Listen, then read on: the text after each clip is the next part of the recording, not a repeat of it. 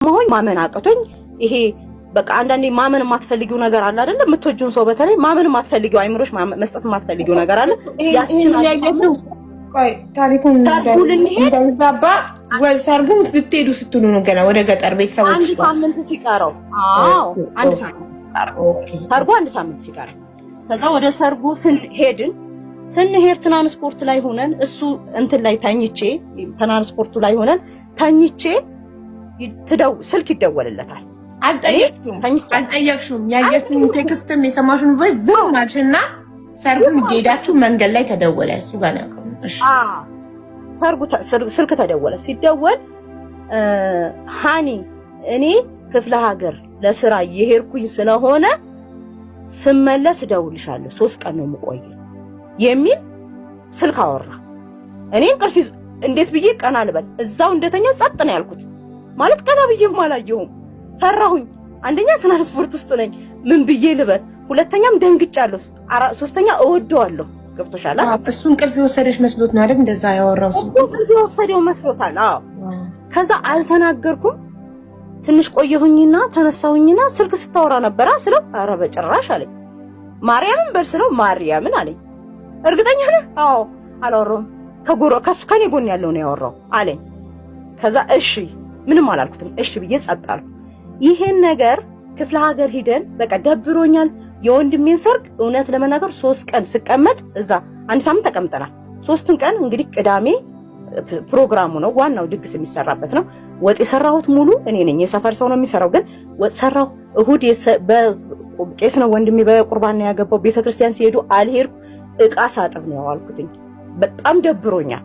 ምክንያቱም እንደዛ አይነት እንትን ውስጥ ገባለሁ ብዬ አስቤ አላውቅም። አልናገር እዛ ጋር ቤተሰብ ጋር ያለው ኮንታክት እሱ በቃ ዲቴይል ነው። በቃ ይሄ ከሰዎች ጋር በቀላሉ የሚግባባ ሰው ነው። በቃ ከእናቴም ጋር ከአባቴም ጋር ከሁሉም ሰው ጋር ተግባባ በአንድ ቀን።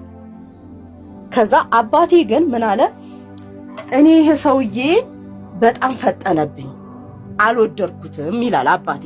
እናቴ ደግሞ ውይ አንተ ደግሞ በቃ ሚስቱን ስለሚወድ ነው እና ሰው ፊት ምናምን ሲስመኝ ሳይ እኔ ይሄ ሰውዬ አልወደድኩትም፣ የሆነ ስህተት አለ፣ ለምንድን ነው ልጄን ሰው ፊት የምታሳቅቃት ምናምን ብሎ ሲናገረው፣ ወይ ጋሽ አበበዬ እኔ እኮ ሚስቴን በጣም ነው ማፈቅራት፣ ይሄ በቃ ሰራተኞችን ፊት ሰው ፊትም ምናምን በቃ የሆነ ብቻ በሆነ አጋጣሚ ሲያገኝ የሆነ በቃ እኔን አፈቅራታለሁ አይነት ስታይል መጫወት ይወዳል።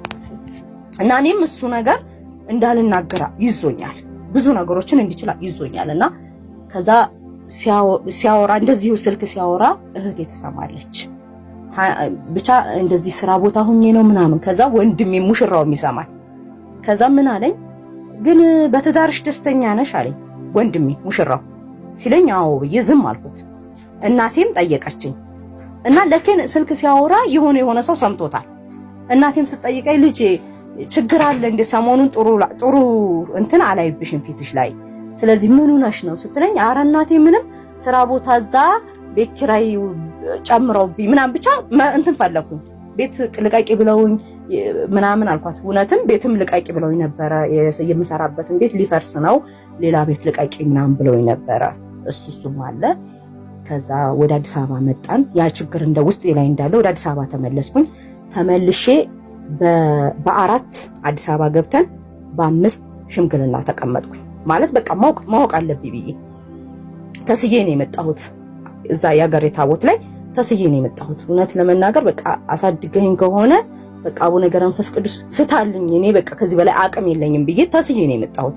ለአባቴ የጧፍ መግዣ ብሩን እኔ ስጠው ሳልልህ እንዳትሰጥ ብዬ ነው በር ላይ ሰጥቼው ብሩን የመጣሁት፣ እንዳታስገባው አልኩት።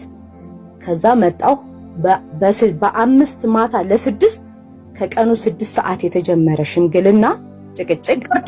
አገባሹ የምትሉ የሄዱት እኮ ሊጋቡ አይደለም፣ የወንድሟን ሰርግ ነው የሄዱት አይደል? ወንድሜ